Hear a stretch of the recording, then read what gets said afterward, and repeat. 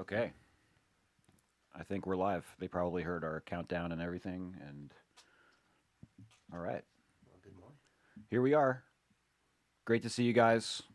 Thanks for joining us. Uh, Quick shout out to the chat room and everybody who popped in before the video even started. Thank you guys for coming in and joining us. And yeah, here we are. Despite the crazy times, time goes on, our work continues. We have to keep making music. I'm Joe. I'm Victor. I'm Sparks. This is Mod City Live, episode 15. We're talking about getting into Eurorack. We're going to be keeping it pretty chill because that's how we need to be in these times. And we got our hand sanitizer, or rather, our Windex. We probably don't want to use that as a hand sanitizer. Uh, Well, as in what is it? The Greek wedding there, they used it for everything. the Greek wedding, Yeah, the big fat Greek wedding. big Remember fat that? Greek wedding, my big fat Greek wedding. Yeah, That the one. Windex was the cure all for all. You might need to speak up or closer to your mic a little bit. Sorry about that. Don't get quieter.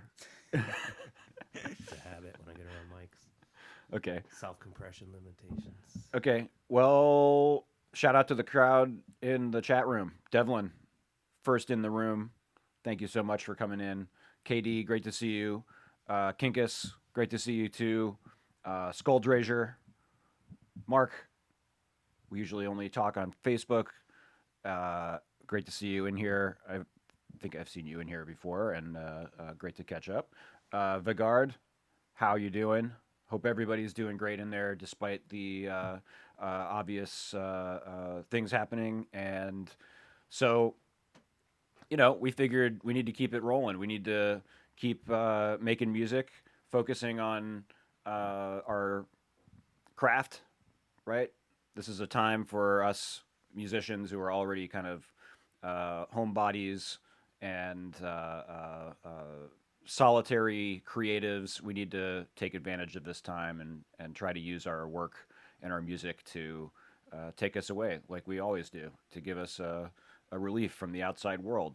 So I would encourage everybody to just try to take advantage of this time, be creative, don't stress yourselves out, and uh, try to just stay happy and healthy and supportive of your friends and neighbors.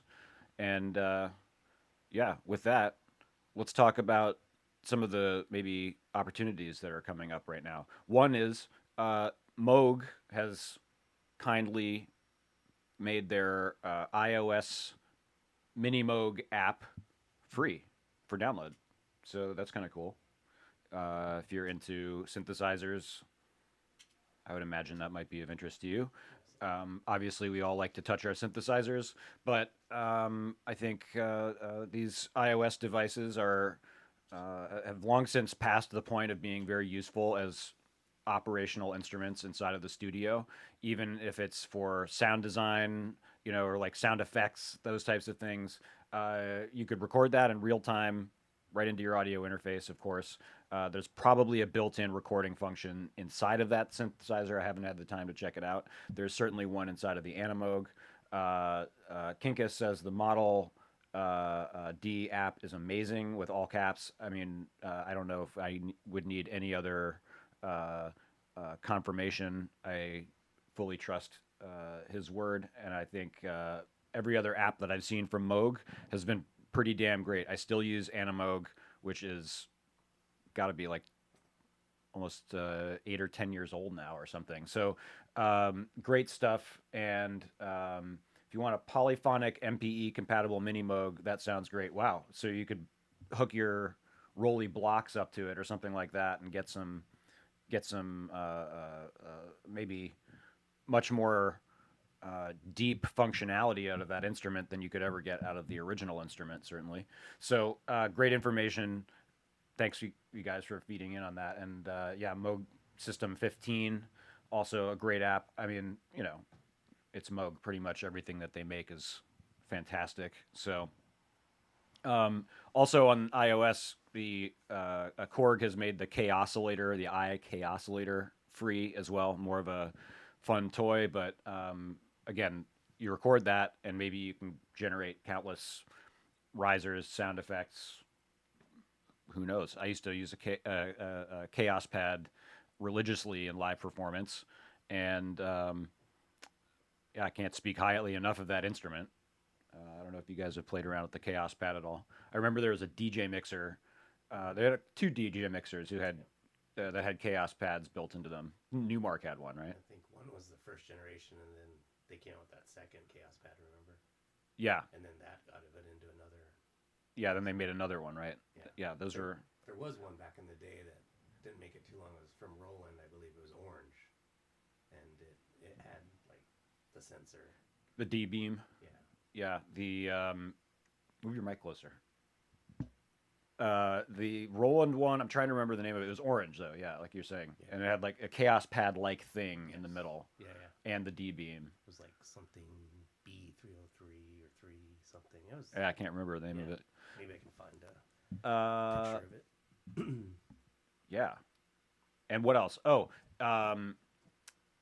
I have some students who are pretty excited about the release of Genesis Pro, which is a plugin created by Dutch DJ Umet Ozcan. I think I said that right. Ozcan. Skull Drazier has the Newmark Chaos Pad mixer. Which one? That the Chaos Pad mixer from back in the old days. I Who think has it's it? on the side. So Cool. yeah, that was a very cool device. I always wanted one of those, but never had it. It seems like it would be a kind of cool thing for modular, frankly. A DJ mixer with a chaos pad built in. That seems like it would be kind of These days? dope for live performance.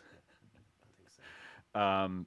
And what's his name? The guy from Muse built a touch controller into his guitar at one point. I think it was a modded chaos pad. Anyway, where were we? Oh yeah, Genesis Pro. It is €1. He's been developing it for 8 years. It's a VST plugin.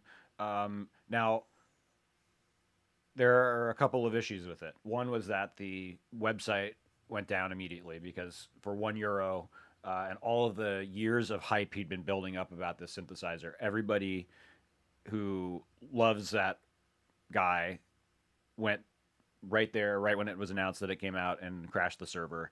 And I went and bought it yesterday, and it was I think $1.41 with whatever the fees are for $1 charge, and uh, and I had problems with the sales page. I had to reload a couple of times. Not the payment section of it, fortunately, but the data entry section of it. So even getting it was kind of a hassle.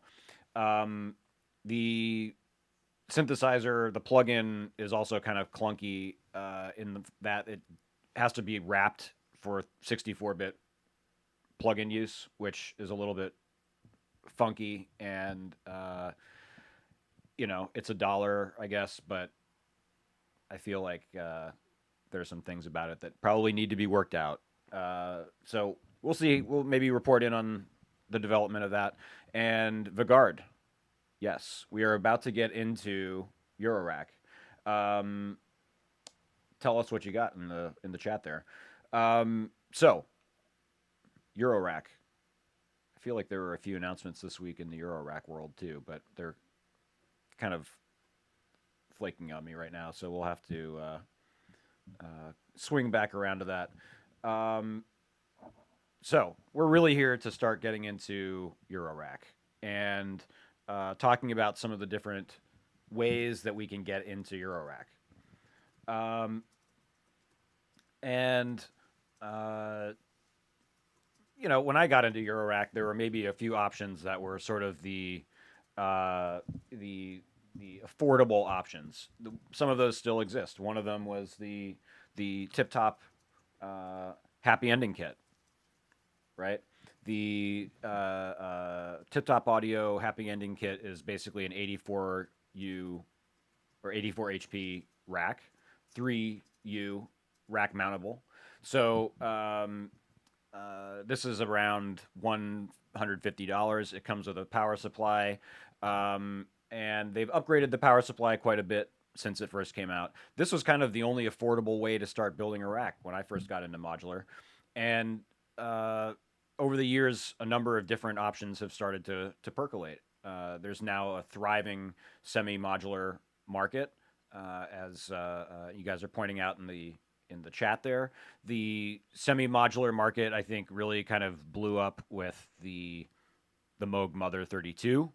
There's been a lot of um, follow up desktop friendly modular synthesizers, and or rather semi modular synthesizers. The O Coast, which we talked about a couple of weeks ago, the Maleko Manther is a great one.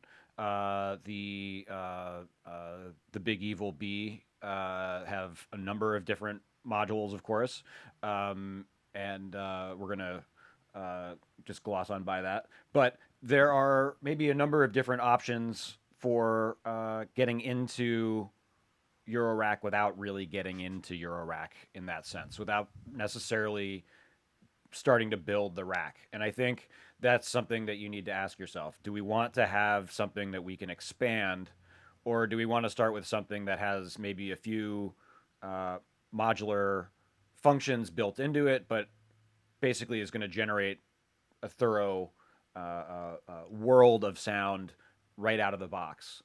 And I think then we start getting into the actual modular synthesizers that are sort of bundles of modular devices. Kinkus pointed out the Pico System 3 from Erica Synths, fairly small bundle of tools that all fit into one little rack. There's not really much room for expanding necessarily, and it might be kind of tight for your fingers. But yeah, and I think Selectro, I almost called you Skeletor. Selectro is saying, making a great point here in the chat room about uh, using VCV Rack. Right, VCV Rack is an application that's free, works on, I believe, Windows, Mac, and Linux, if I'm not mistaken, and it's actually free. It doesn't cost €1 or anything like that. You could go and download it right now and start learning modular synthesis, start experimenting with the built-in collection of modules, which there's a large collection of kind of the bread and butter modules that you'd need in any basic voice, or at least pieces of those things that you'd need in any basic voice, as well as some additional devices, downloadable, expandable plug-in sets, including the mutable instruments modules. Every mutable instruments module is in VCV Rack if you download what they call the Audible Instruments bundle. And with that and a DC coupled audio interface, you could directly integrate all of those tools into your growing modular system. We'll talk about some of that stuff in a little bit, ways that we can go from maybe the software world into the modular world to make all of these things work together, because ultimately we're probably already working within somewhat of a DAW system. Maybe not. That's fine. We probably or maybe have some sort of MIDI devices or functionality that we want to integrate with this thing. Again, maybe not. Maybe we're just starting from absolute scratch. We're starting to learn music. We've found a love for Eurorack or for modular synthesis, and we just want to start from something reasonable, affordable that will let us make sound.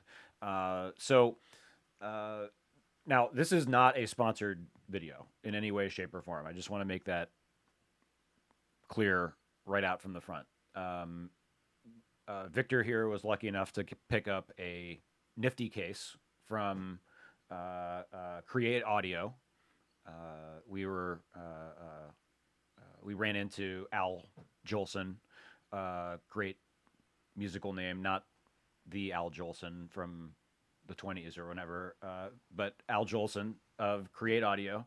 Also works with Icon Activity audio interface manufacturers. They're kind of the go-to audio interfaces for live playback and live concert performances.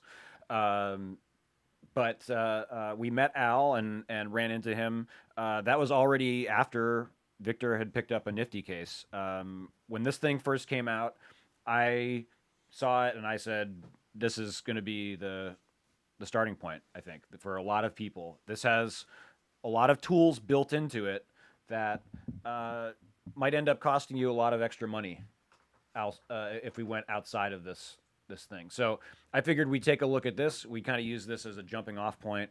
We'd start talking about what why this is a valuable use of a fairly reasonable amount of money. Why even if we're maybe starting from scratch, this might be a useful thing. But certainly, if you have an audio interface, if you have some sort of MIDI devices, if you're working within or adjacent to a DAW, which we need something to record, so it's something to think about, something that we might benefit from having this functionality. This thing offers a lot of little additional functions, really. Excuse me. That if we were to just to buy a case or a rack or power, um, we'd still need to invest more money to get these things. So I figured we'd take it we would open it up, kind of see what comes in the box, and then uh, go from there. If you guys have questions, let me just go to the chat here. Let's see. Sorry, I missed your question back up there, Devlin. I think you were asking about what modules to get. Or no, sorry, Vigard. We'll come back around to modules. I think if you want to have some quick expansion of functionality, an audio interface module would be a good look. Astrofish, what's up? Thanks for joining us, man. Um,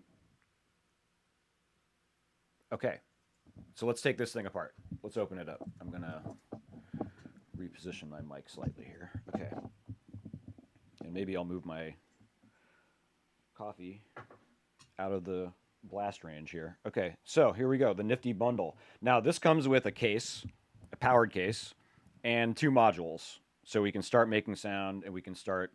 Oh, there's a cat over here. Let's see if I can. Here, I can coax her over here with my fishing rod. Okay. Well, the cats are in here today, so maybe you'll get to see them. All right, so we're going to open this thing up.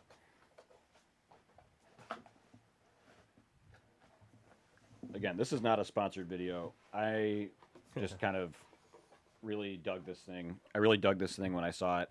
I thought this is going to be a bargain, and this is going to be one of those things that converts a lot of people. And I can't speak to the success of this beyond the fact that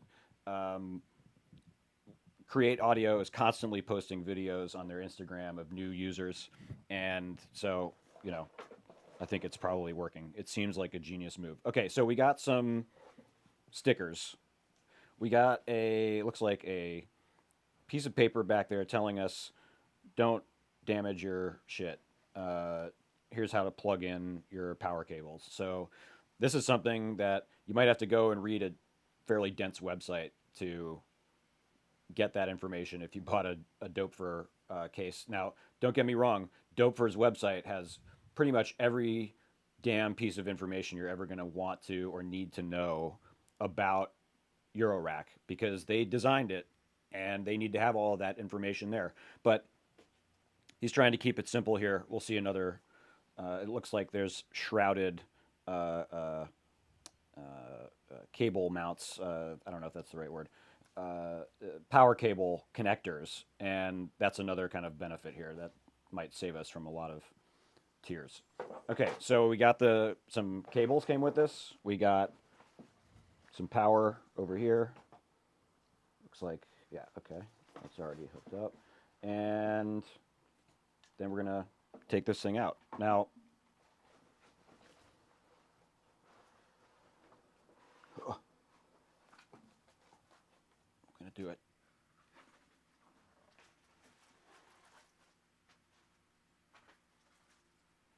All right, now let's get this thing out of the way. Grab these cables. Shrouded headers. What do you call the power connector? Is it just power connector? This would be a great thing to look up on the Dopefer website.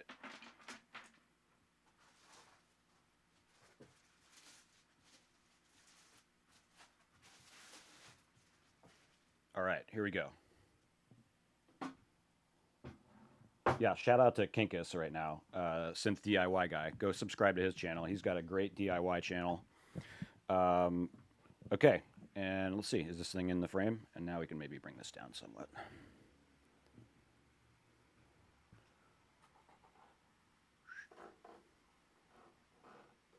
A little bit better light, maybe? Whatever. Close enough. All right, so here we go. We got power. We have a case.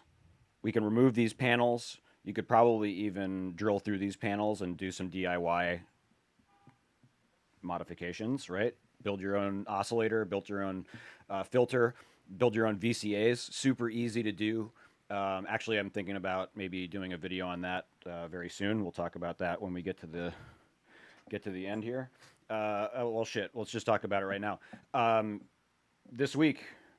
Starting this week, I think we're going to start doing daily shows. Especially if we're all stuck at home, I figure, fuck it. We might as well talk about synths. I'd be doing it anyway at school if this thing wasn't happening. So I figured we're going to start doing daily shows, probably same time. Let us know if there's anything that you guys want us to cover, anything you guys want to talk about. I'm making lists. Obviously, we might be somewhat limited in terms of specific pieces of gear. But if there's any subject matter that you guys want to talk about, we're going to get into maybe even some maybe some plugins. Who knows? We'll see. But that's kind of the plan right now. 12 o'clock every day starting Monday. Maybe Sundays I'll take off, but the other days we're going to try to do. For Saturdays we'll still try to do like our normal show. So the daily thing we'll play it by ear. We'll see how that all works out. But I think hopefully that'll be a distraction for you and me. So okay, we got the Nifty case. It's on the table. It's out. It's powered. Okay, let's look at the back for a second. Maybe we'll turn it around and look at the back. And by the way, I think the one thing when you first told me about the case and you just saw it from a marketing point of view was I was like, okay, it's just going to be a very light plastic. In my mind, Yeah. I had what it was going to feel like. Absolutely. And We both thought it was going to be molded plastic, but this is like probably sprayed aluminum or It's something. solid, man. It's metal. It's nice. It's really, really nice. Wood end caps. I don't know if these are real wood or IKEA type wood, but they look pretty nice. They look removable and stainable if you prefer them to be, darker or something. And I think Al had a kind of a mod end piece set of other end pieces that you could use to put two cases together. So, thinking about expansion, I think. Now, I'll mention, and this again is I really don't know Al beyond the 5 minutes I talked to him at NAMM.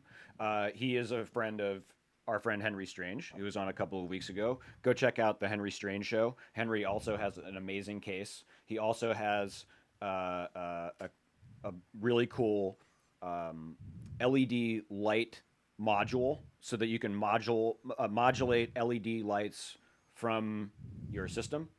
And he's also just a genius and has developed basically the go-to app for live performance playback for concert playback, right? So it's called Set List. If you want to check it out, I think this is probably how Al and Henry met through the playback world in the music industry. So okay, let's take a look at this thing. And anyway, I was going to say, I don't know Al.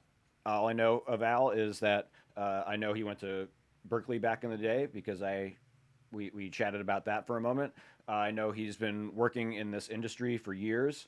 I know he seems to have one of the, uh, uh, uh, he has a reputation for making great gear that fills a much needed niche.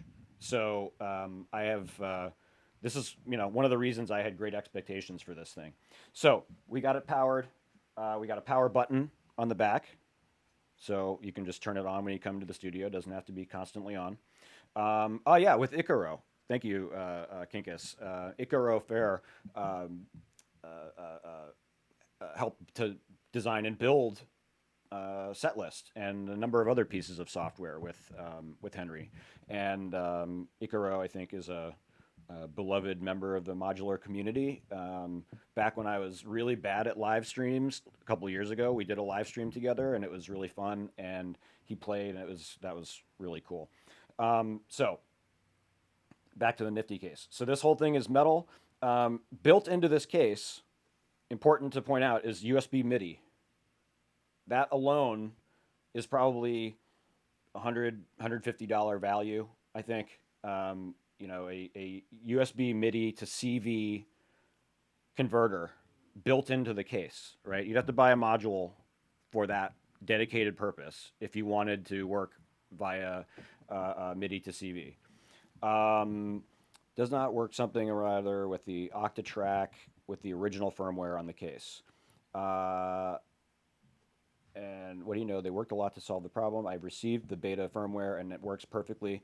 That must be the secret firmware that I just heard about the other day. So great feedback, Vigard. Really appreciate that information. So this has to do with the USB MIDI interface. There's apparently firmware, and this is one of those things with modern gear. Sometimes we have to do updates, things like that. But sounds like that firmware update will fix it, and I would imagine everyone shipping after the firmware is released will have it installed. But that built-in USB to MIDI interface is something that you'd have to buy somewhere else. You'd have to buy and put into your case, which would be $150. Maybe an alternative. And one of my favorite Eurorack devices would be something like the SQ1, the Korg SQ1. Which is, I think, $110, something. It used to be $99. I think now it's $110. But this is the Korg SQ1. I think we used it the other week with the O-Coast. And this is a 16-step sequencer with a lot of different modes. It also acts as a USB MIDI to CV converter, among other things. So, okay. Not the USB, the MIDI DIN. Okay, so if you're trying to do MIDI clock from another MIDI hardware device, that's when apparently you might need that firmware. Don't take that from me though. We might have to only with the Octatrack. Very interesting. That's funny how all this gear has to be dialed in and work like this. Okay, well. We also have a MIDI in and a MIDI through. This is a MIDI out, effectively. But there's probably not really MIDI out functionality built into this device where we could send CV and it converts to MIDI to go out or something like that. This is probably for continuing a MIDI clock through the device. That's why it does not say MIDI out. And an audio out. We'll talk about that in just a second, but check it out. It's a 1/4-inch output. I believe that's stereo. And that's going to come... it's kind of hardwired to the front of the panel. So the I/O on the back, pretty simple, but already going to save you a fair bit of money there, right? Already going to save you $150, I would say, at least. Okay.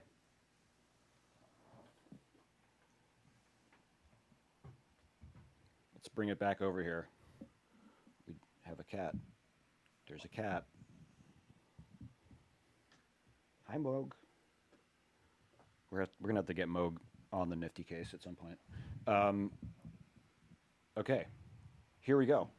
So this is what the case comes with. Now, up on the top of the panel, this is all like molded into the case. And if we take any of these, I don't think we have the right Allen wrench here to take these off. But um, if we take these panels off, we'll see the power in the back. Get rid of that. Yeah, I might have removed my. I didn't see one in there, but maybe there is. So basically Allen wrench screws. I think these are M3. That's something I'd have to look and see. No, they look maybe M2.5. I can't tell. But we have CV and gate, two CV and gates. This is probably going to come from, I think, channel 1 and then channel 2. So we could send MIDI from our DAW. This will show up as a MIDI interface inside of our DAW application. I believe this is class compliant, so it should just show up. And these inputs are going to bring in all of our MIDI data, right? CV and gate 1 will be note and note number and note on off data converted to CV. And the Allen wrench is included in the bag with the stickers. Yeah, Vigard, you the man. But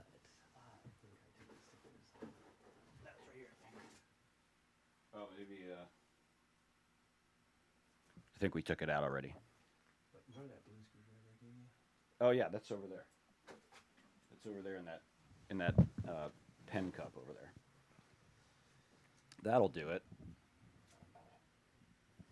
Good call, Vigard, but I think we removed it already. yeah, You gonna find it? pretty sure. So we're gonna take the panel off in just a second, but we get a little bit of information. I imagine this is probably mod wheel or maybe some MIDI CC, a dedicated MIDI CC. We might have to read the documentation and clock information. So tempo information coming from our DAW. Let's try that. It's a little. Oh, that might be the other side there. That should work. Okay, so here's that one. And up here, upper right corner, two outputs, left, right. Outputs 1, output 2, left and right, I believe. That would make the most sense since it's not labeled. But there we have the connections that will go to the 1/4-inch output on the back of the case. So we can keep that 1/4-inch output connected, and then we can just patch there to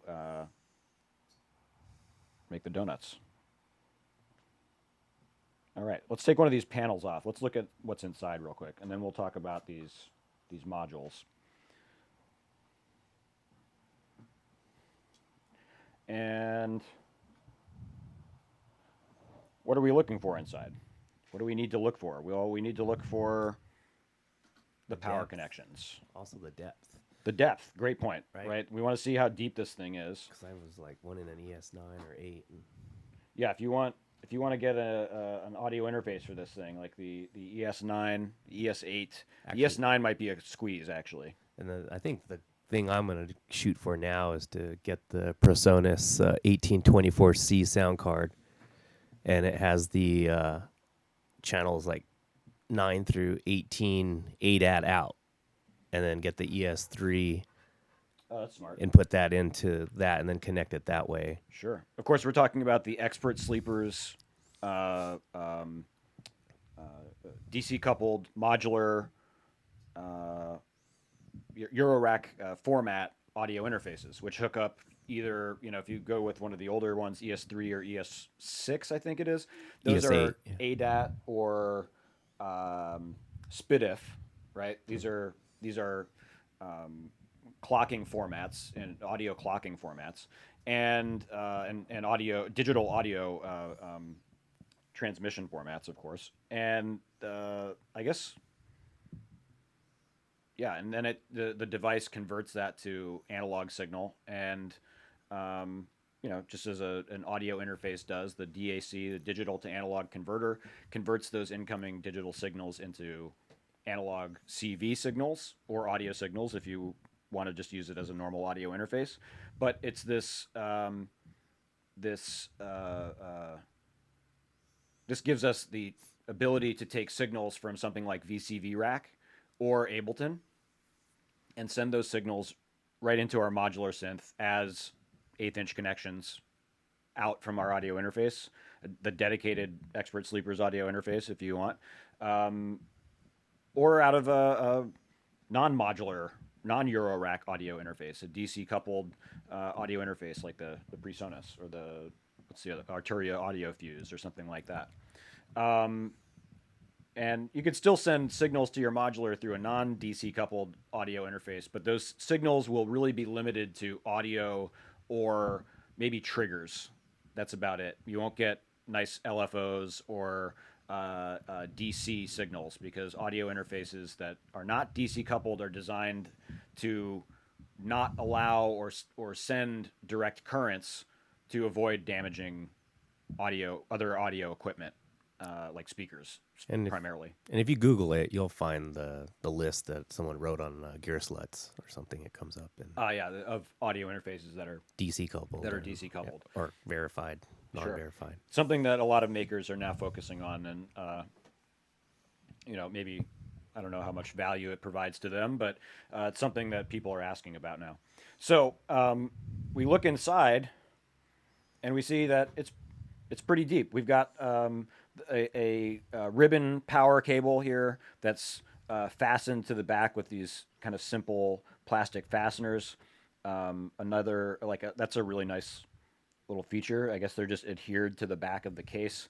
I might have to get some of those just for my portable briefcase. But these hold the cable in place a little bit nicer than tape. Back here, there is a piece of tape that's holding another ribbon cable that's connecting these outputs and probably this input over to a little bit of a small board over here that's providing the power and the MIDI interface functionality.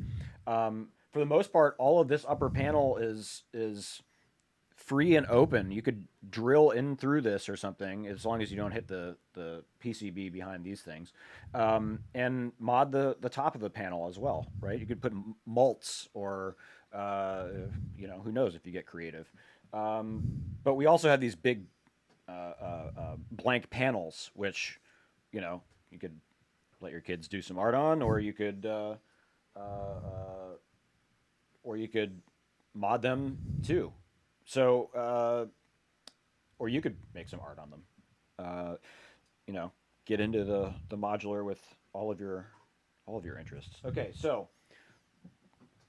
in the back we have these shrouded power cables. You see, these will generally only allow the power cable to be connected one way unless you start using force, which I would not recommend. These will, in theory, help to prevent any reverse power accidents, but always check your power cables. Always double check the connection on the module as well as to the power strip here before you power on the case, because when you're installing new modules anyway, just so that you don't accidentally reverse something. And occasionally there are stories of people accidentally being sent power cables, these power ribbons that connect to the back of the Eurorack modules, crimped incorrectly. And even if you do, kind of like put it into shrouded connectors, the cable itself might have been incorrectly connected to its end connectors, and then you get reverse power by bad luck. So something to just remember when you're powering up your case, or about to power up your case, before you power up your case, ideally, to avoid any ugly snafus and fried modules. Okay. Now, do we need to take off this other thing? Now, the power cable just goes to the end. Nothing really extra special back here. And up on this side, we basically just have like I said, a small PCB for the audio interface, or sorry, the MIDI interface and the power and the connections and everything.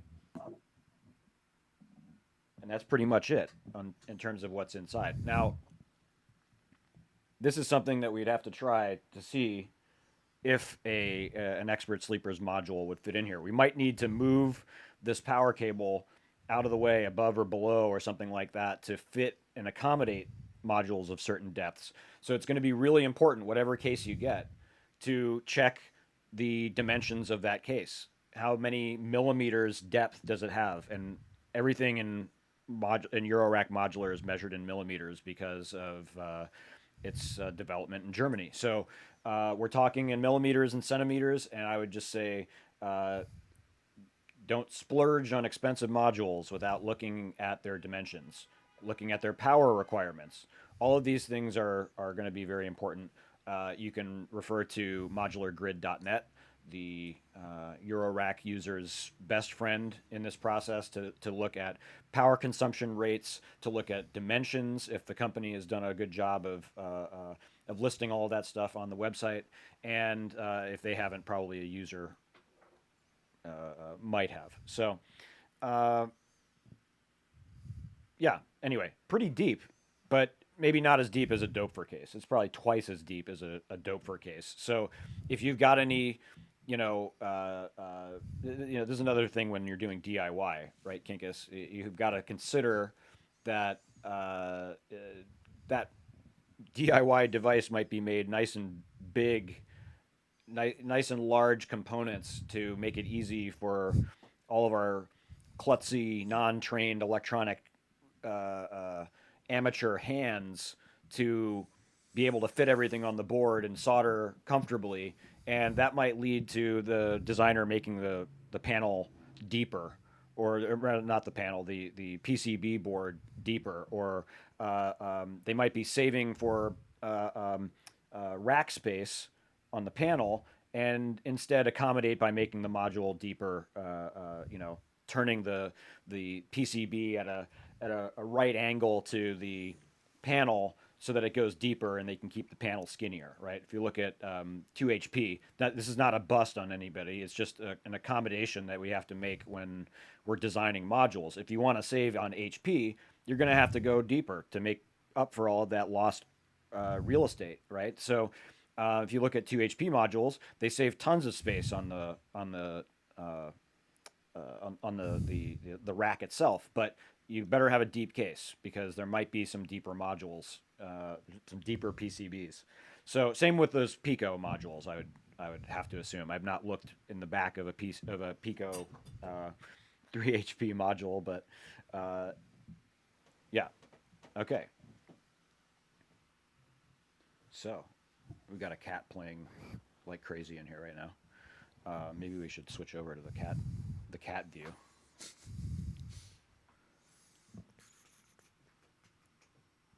Come on, Mogi. She crazy. Let's see if we can actually get her on camera.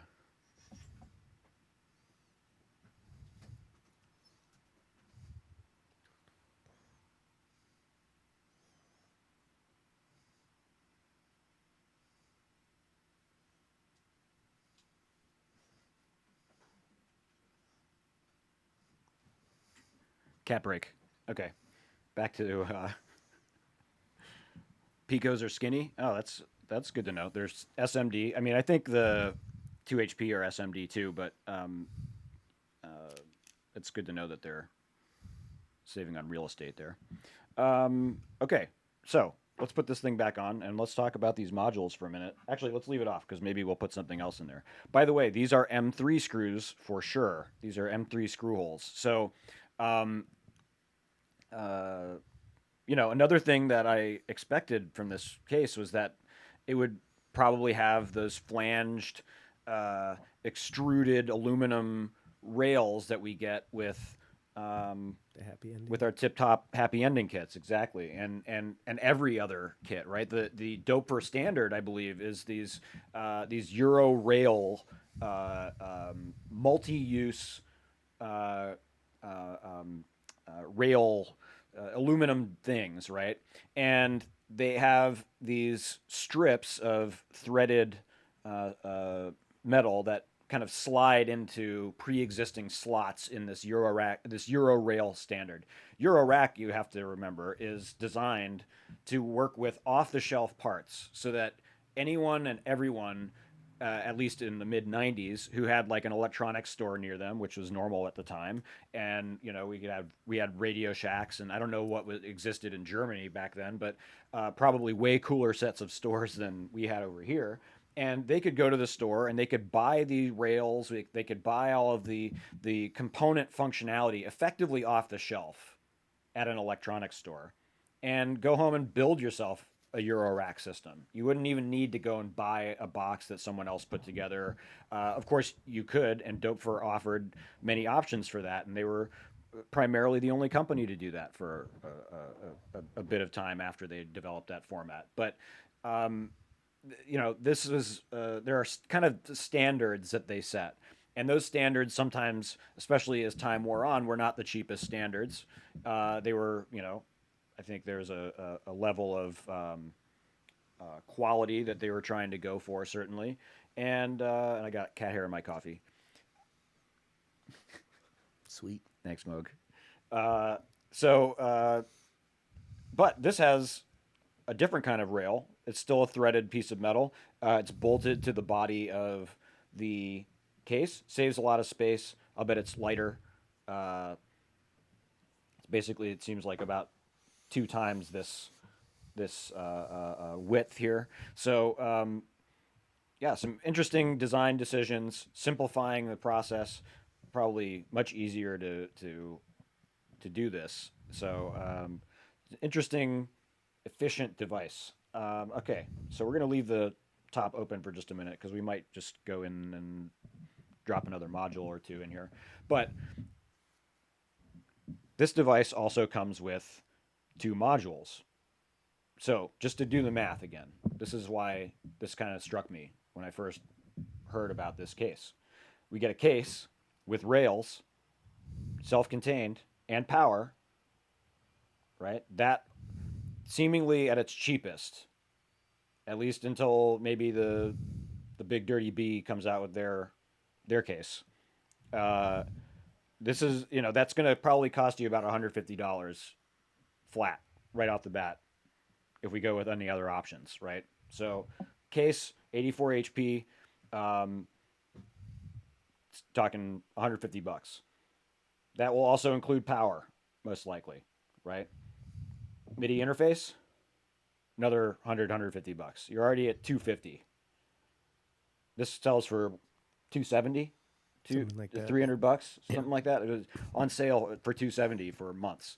I'm not sure if it's still $300 or $270, but either way, for the extra $50, you're getting 2 modules. One of which is a kind of Rene-like sequencer, which is, you know, probably one of the most, you know, coveted, you know, loved modules of the Make Noise brand, and a kind of a digital chip tune like wave generator, a tone generator, an oscillator. It has a built-in filter. We'll look at this in just a minute. But we get basically a voice in one module and a sequencer in another module. And that, you know, even if you do the math, that's $20 to $50 for 2 pretty usable modules.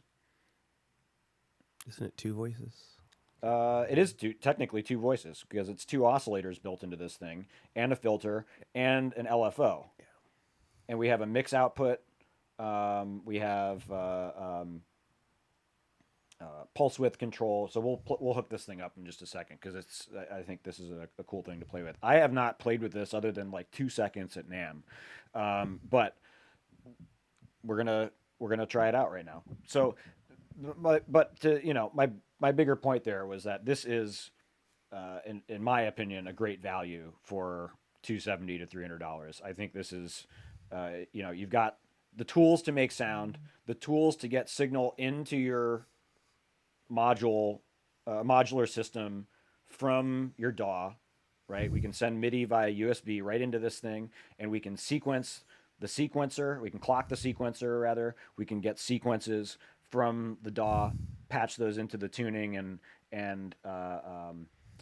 we might need to figure out some volume control. The one thing this doesn't have is a VCA, so maybe that's the one thing that we would want to very quickly supplement this with. But there's tons of VCAs, and actually maybe next week we'll do. Since I already teased it, let's tease it again. In one of our soon-to-be everyday live streams, starting on Monday of this coming week, in 2 days, Monday at noon Pacific Standard Time, same channel that we do it here. We're going to start doing live 1 hour, or we'll see how long it goes.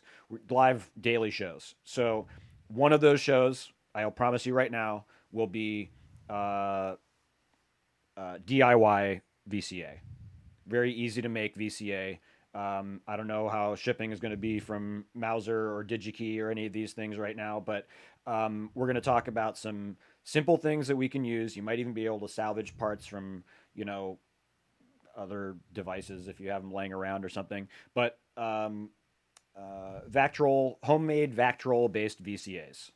Okay, we'll do that this week. That's something that we could easily add in here. We could even just drill a couple holes into this thing and add a couple of VCAs right there or along the top. Maybe Al, who's just joined us, wouldn't like that. He says it also makes toast. I don't know if you'd want to use it that way, but hey. All right, so let's try this thing out. Now, let's see if we can hook it up. This might be... Let's mute the channel first so that I don't just blow everybody out of the water with this.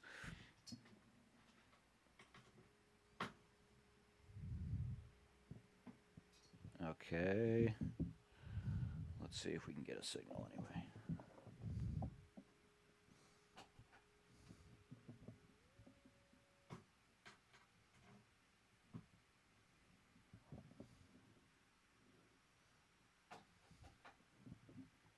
Okay.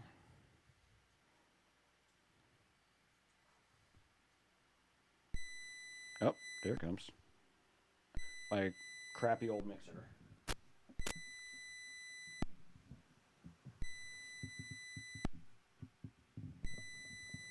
Oh, that's the LFO output. Duh. Ah, there it goes. Why is it coming out of that output?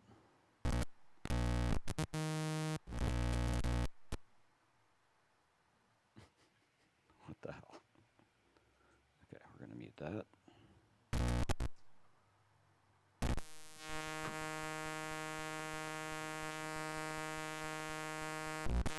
What's that? Yeah. We got a signal now.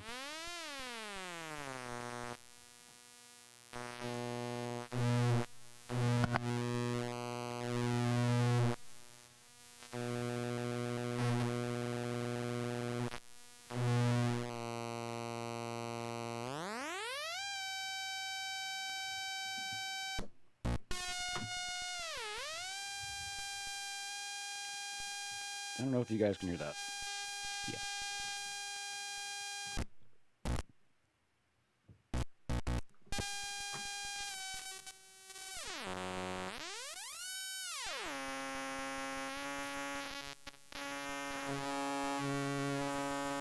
I feel like this is not coming through properly.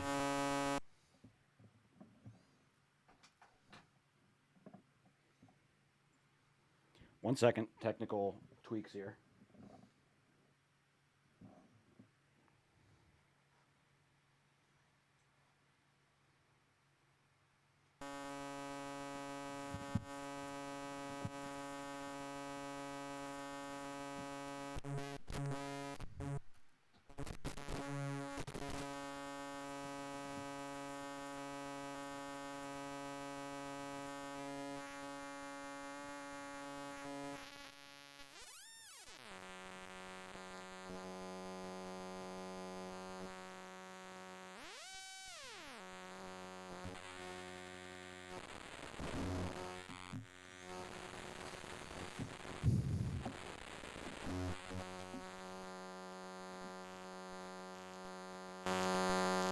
Okay, I guess we can hear it now. And I'm talking into the mic, and that should sidechain it slightly.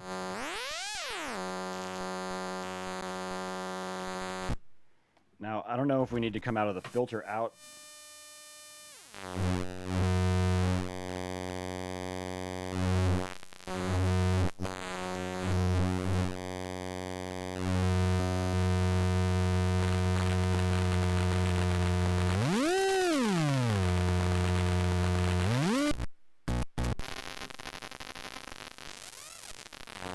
So we've got a noise output.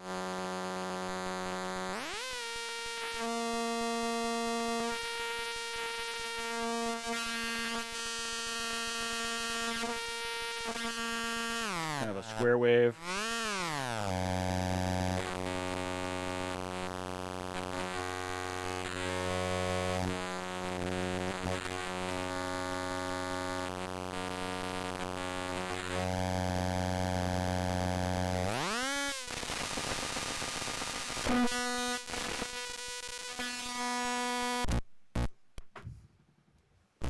I didn't think that was an output, but... And then we've got two LFO outputs, I guess.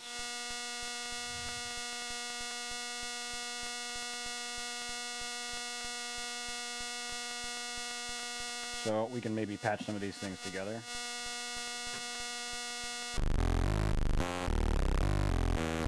So the LFO is now set to noise. Looks like it's a step noise.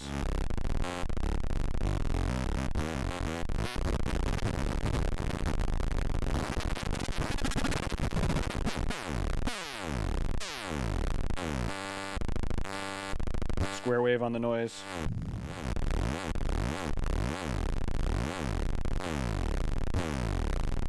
And we're smoothly crossfading between these wave shapes, so we get some nice, interesting wavetable, weird shape combination places in between.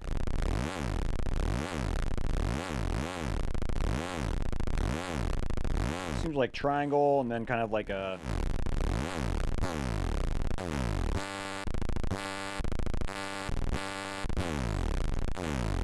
sawtooth ramp type thing.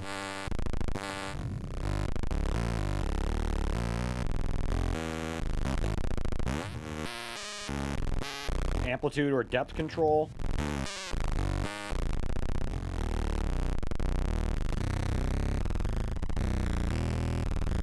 And speed of that LFO.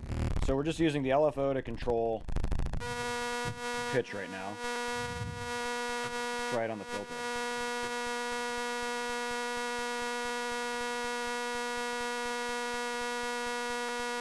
You might need some advisement from Create Audio on how to use the filter.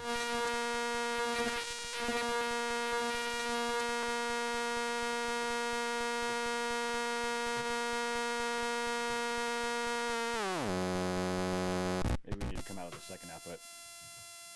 No, that's going to be this one.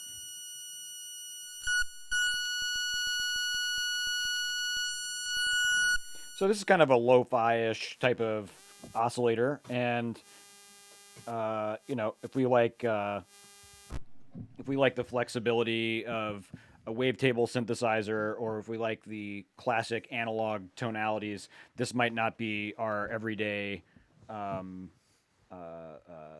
voice, but it's getting some noise made. And I think when we get into the cells here in a second, this is going to seem a lot more exciting. How exciting can an oscillator just plug directly into the output be? Not very. So we want to be able to compose with this thing, right? We want to be able to write melodies or perform on this little thing, right? So we have some ways to do that. And the main option that's built into the case, of course, is going to be this sequencer, the cells sequencer. This is a 4x4 kind of a topographical sequencer, I guess, if we want to call it something like that. What's the name they call it? Isometric or something like ISO. I don't know. Well, I don't know what it is, but there's some name for this kind of. It's kind of like push in that sense, right? It's kind of like the Jordan Rudess chord app, where we've got these hexagons arranged. If we tip it on its side, it's just going to look like a 4x4 grid, right? And so we can sequence this in, I think basically the, upward, downward, or, you can see these arrows up here, this way or this way. And so we're basically going to step through this thing by sending gates into the gate inputs and CV out of the CV outputs. And I think we'll get two sets of that CV. We're going to try it right now. So right now we might have to play this by hand or else send a signal out of our LFO to the gate inputs. But let's try sending the CV out.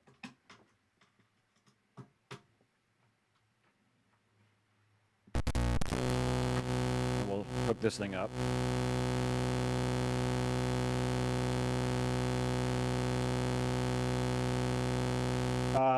The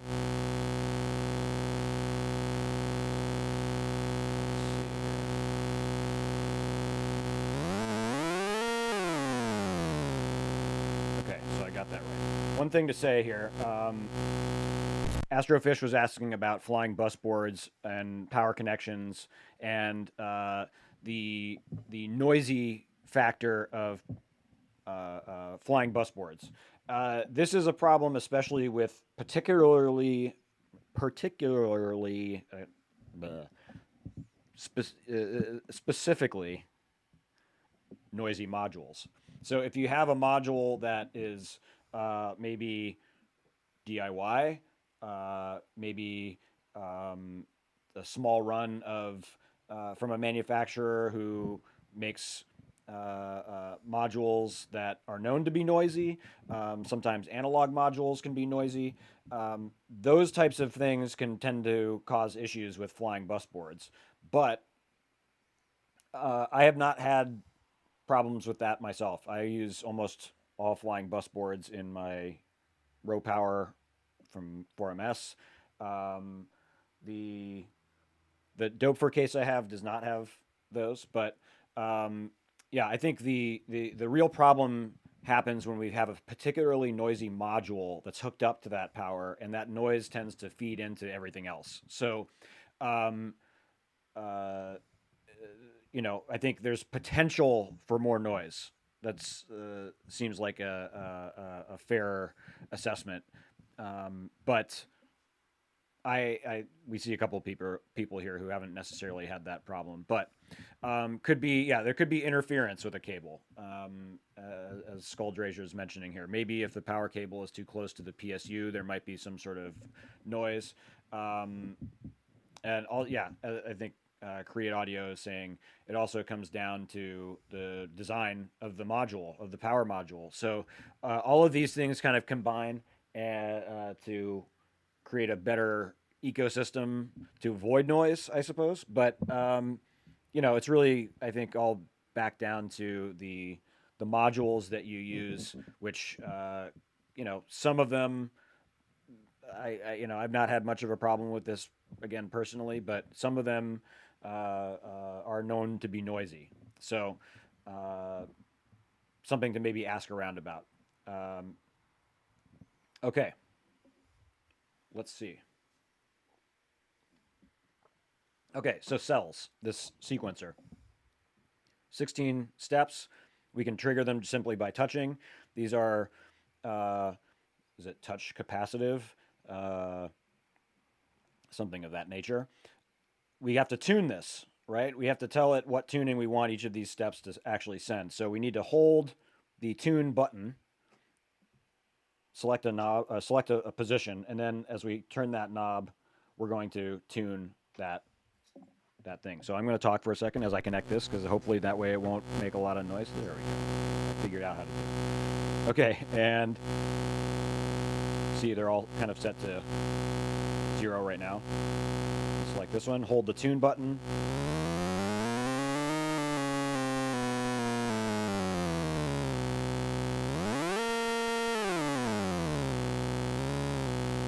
Okay, and then we can choose another step.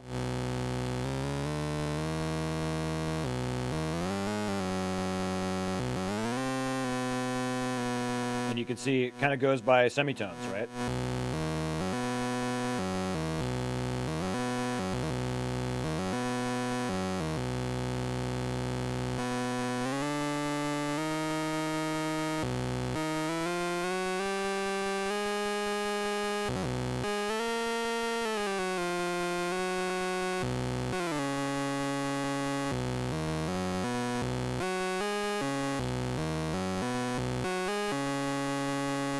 Okay, we got something going now.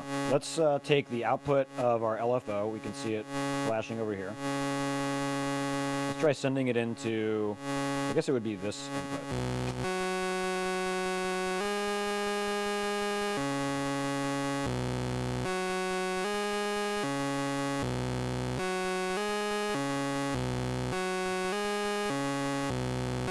Okay. We can take this second output, or the first output, as the case might be, send it through the other input. Notice it went down here.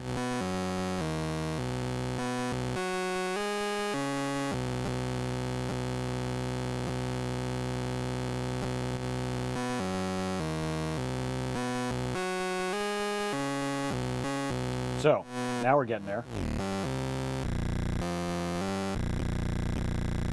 Yeah, now we're getting some nice low tones out of this thing too. So these ones we still need to tune.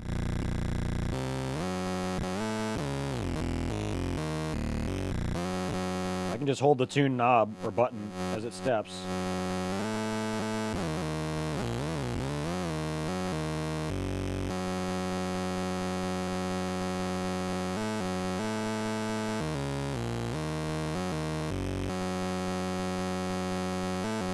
Okay, now I'm remembering that there is something about the LFO rates out of output 1 and 2. And we're seeing it now when we speed this up a little bit. If I switch this to a square wave, I think it'll be a little bit more noticeable. So output 1 is going at a quarter of the tempo of output 2. So we're getting kind of a bar quarter note or quarter note 16th notes.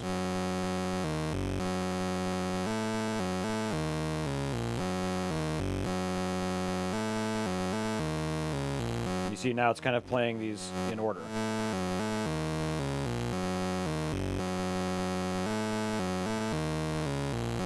Maybe we have these reversed, but it can go however you want.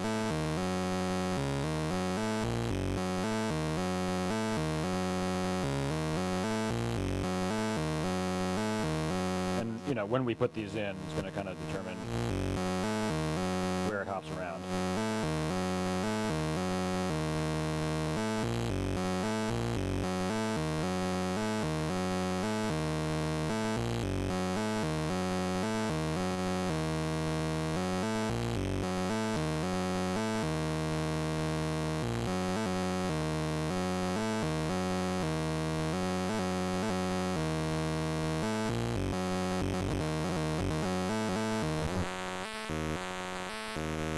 I don't know how much it filters. Let me turn it down a little bit. Sorry about that.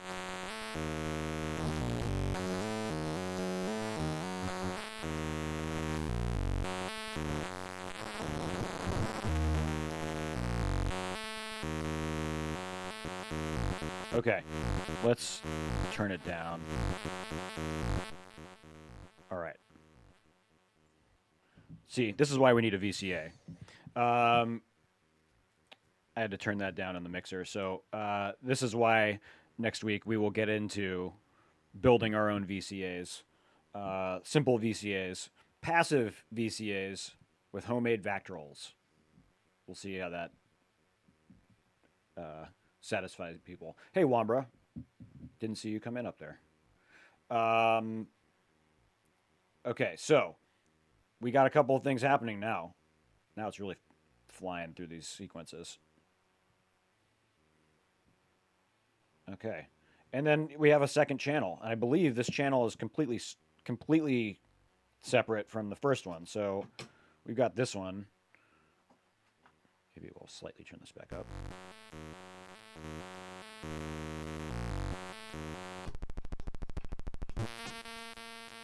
Yeah, totally separate sequence. Low pass gates, exactly.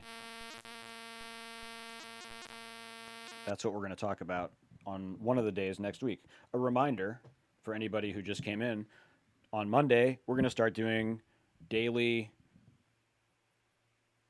Lost my train of thought. Daily office hours, daily live streams, daily Mod City lives, basically. So starting Monday, 12 o'clock, same time, same place. We're going to do this.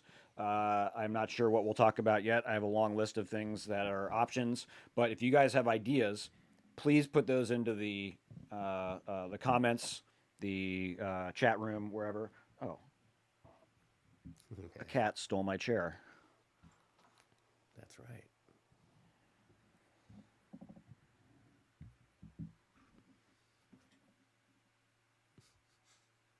That's Mogi.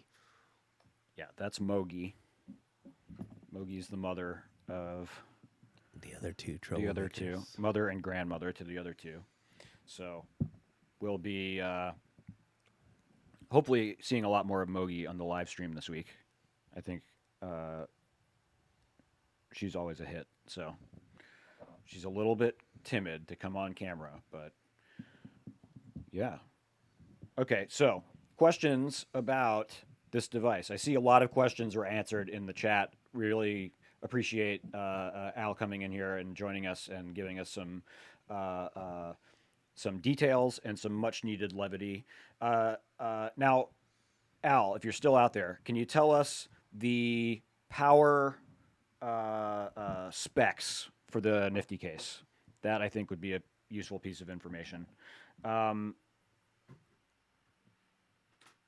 Let's see. What can we supplement this with?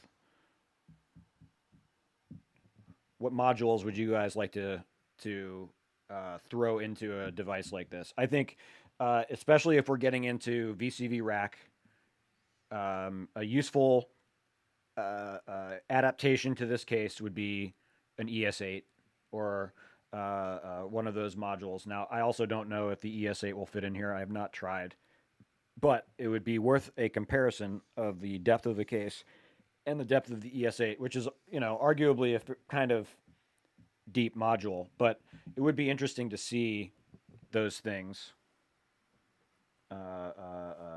pieced together. If not, then whatever.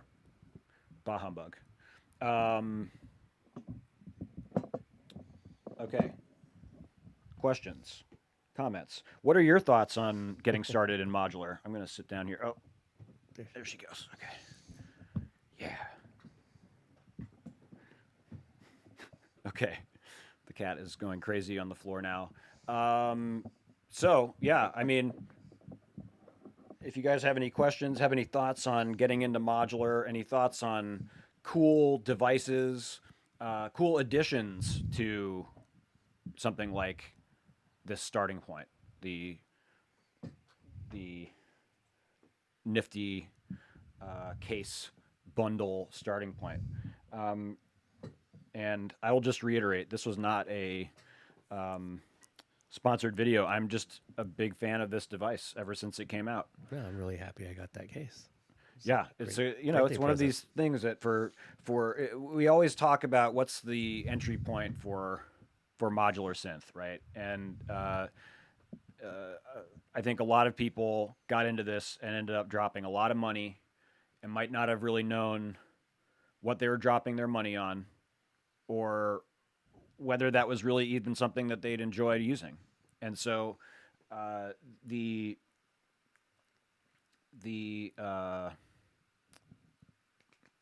what am I trying to say? The cost of this, $270 or so, leaves you.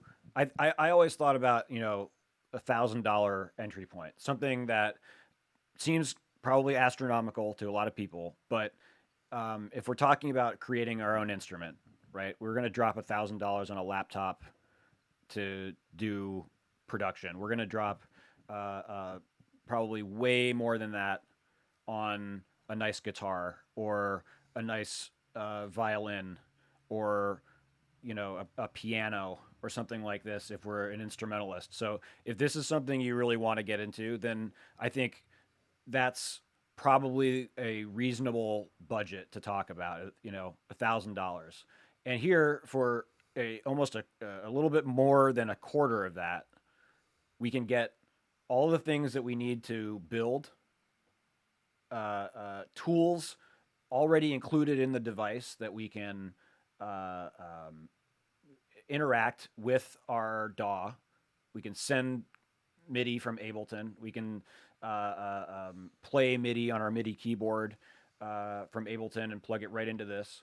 And uh, and then we're making sound. We can actually record and make sound. We can use, if this isn't a filter that's good enough for you, when you route it into your audio interface, you can filter it in your DAW, right? We can do volume control in the DAW even. We could do it in VCV Rack.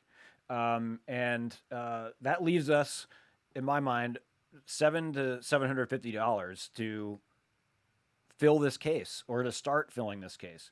As Create Audio says up there, the Dreadbox chromatic modules, which are like $100 a piece or something, just ridiculous value. Um, you could fit, 6 or 7 or 8 of those in here, and you'd get all of the bread and butter functionality that you would ever need from a modular synth. Um, uh, Create Audio, you're mentioning of how many tacos you could get for $1,000 just makes me think of that old David Letterman bit where he bought 1,000 tacos and filled a convertible with the tacos and then drove around LA handing them out, or I guess it was New York. Um,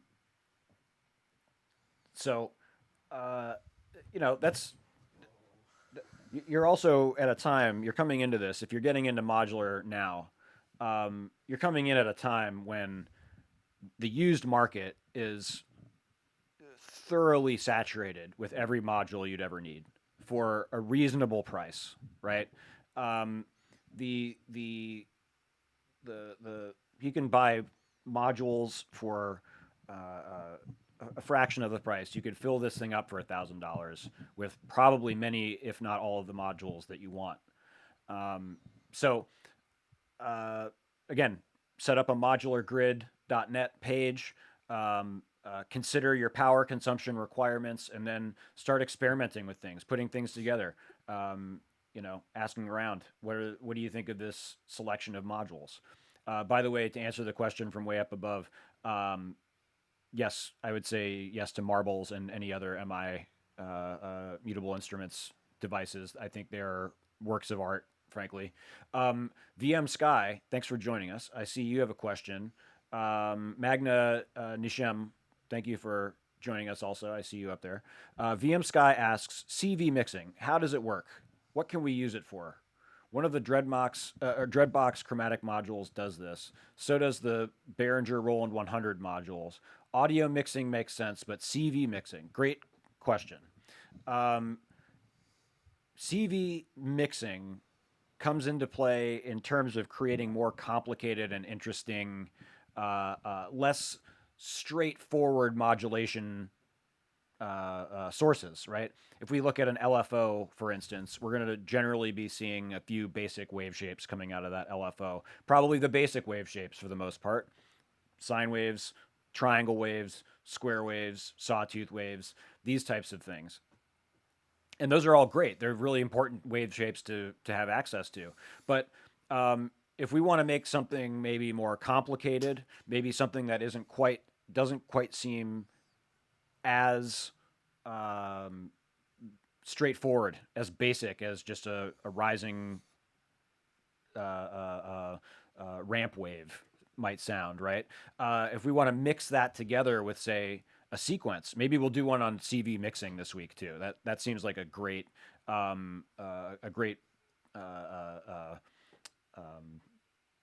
example of material that we could spend some time on. Look, what happens when we CV mix together a sequence, a stepped DC couple, or not DC coupled, but direct current sequence, right? A held current sequence, like the sequence coming out of this, and mix that together with a sine wave LFO, right?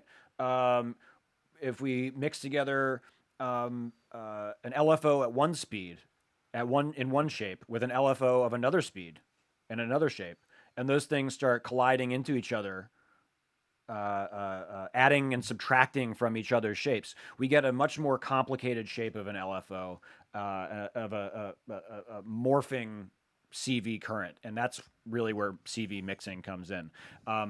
There's a great video with Stevio.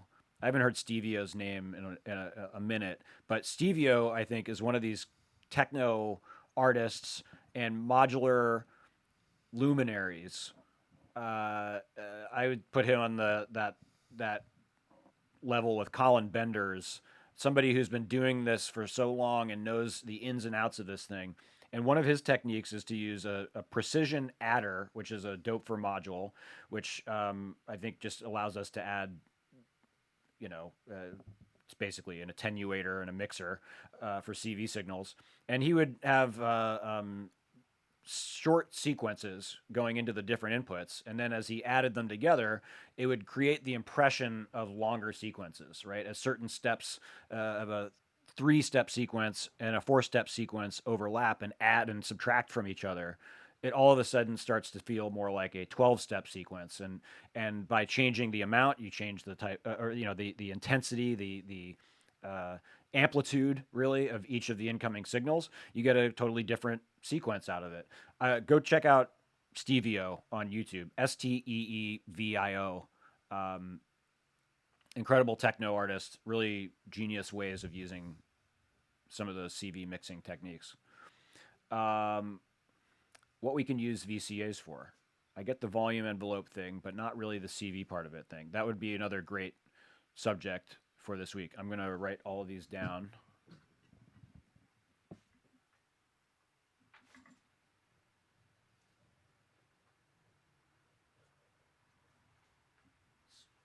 Give you guys some cat visual here. VCAs.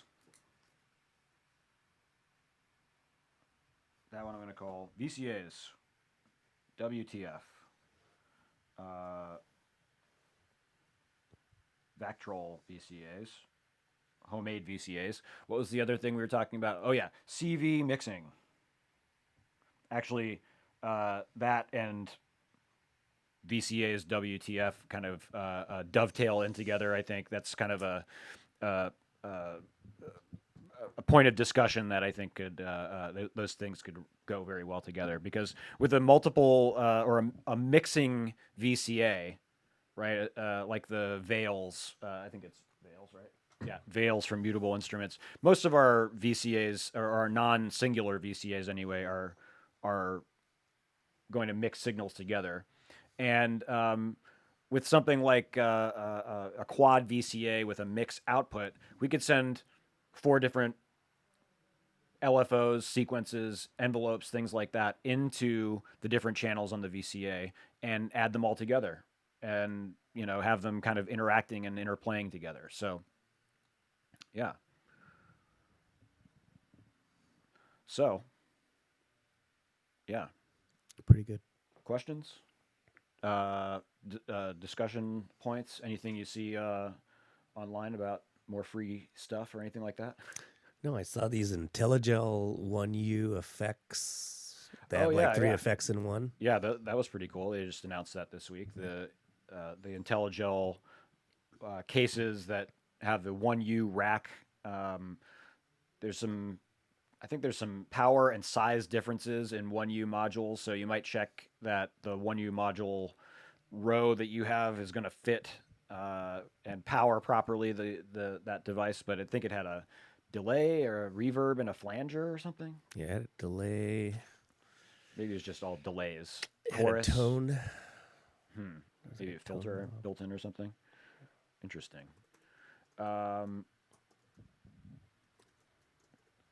Yeah. Tobe Illusion, Ed Ransom, thanks for dropping in here. Good to see you guys. Travarsi, what up? Everyone go check out the Travarsi episode from a few weeks ago, and go check out SoCal Synth Society. They are just killing the game down in Orange County right now, and they did a great party at NAMM. Much love to SoCal Synth Society. I just saw Synthetic posted a 5U module that he just built. He's part of the SoCal Synth Society. But I did see a lot of videos or just people passing different videos of that polyend tracker. Mm. Yeah, the Polyend tracker. Polyend, of course, makes a well-known controller. And what else do they make? They make a couple of modules, and but yeah, they just announced this week their standalone tracker, which that kind of blew my mind. A standalone tracker. There is a tracker for modular. I think it's Nerd Sequence or Nerd Seek. Maybe I'm saying that wrong, but there is a tracker for modular if you like programming in the tracker environment, like Renoise, a bunch of other trackers. The great video of Richard Devine using that tracker, though, he's kind of playing through stuff that he made. It's not very exciting to watch somebody program in a tracker, uh, but very interesting generative evolving composition that he wrote on it. Really interesting video going around right now. The Korg NTS kit, NTS1 kit, great for oh yeah, you could build a modular oscillator or filter or something like that out of the NTS kit. That's another great device from Korg. They're getting some love today with the Chaos Pad and everything. All right. Well, I think we'll wrap it up because it's a pretty packed show. Really appreciate everybody coming in, using adders and other CV modulators for making live melody and rhythm. Totally, that's absolutely what we're gonna do on one of the shows this week. I'll maybe show off that Stevio technique that I saw. It was really a very cool technique. Before we wrap it up, just a reminder: this week, every day at noon, we're going to be doing live streams, and hit us up with your requests, ideas, all that business. Monday at noon, and maybe we'll start out with this VCA thing. I'll see. I'm going to plan all that out this weekend. So, but please let us know if you have any ideas or things that you'd like us to discuss. We might even get into, I might bring up one of the Volcas over here. Look at the FM, Volca FM or something like that. If there's any of those you want to look at. Modular techniques. I think we got into a couple of great ideas for that today. It will be at noon Pacific Standard Time, our normal time for Mod City Live, but we're going to be doing it Monday through Friday, and we'll still do our Saturday show. But yeah, I figured something for people to watch on their lunch, something to veg out on, and not have to think about all of the things that are going on around us. So I think that'll be fun for everybody. And just wash your hands before you come, and we'll have a good old time. Maybe we'll even get one of the other cats in here next time. So awesome. Thank you guys so much for hanging out with us. Yep. Hope you have a great weekend. Take it easy. Stay chill. Keep making music, and Yeah, bang those beats. bang those beats. See you next time.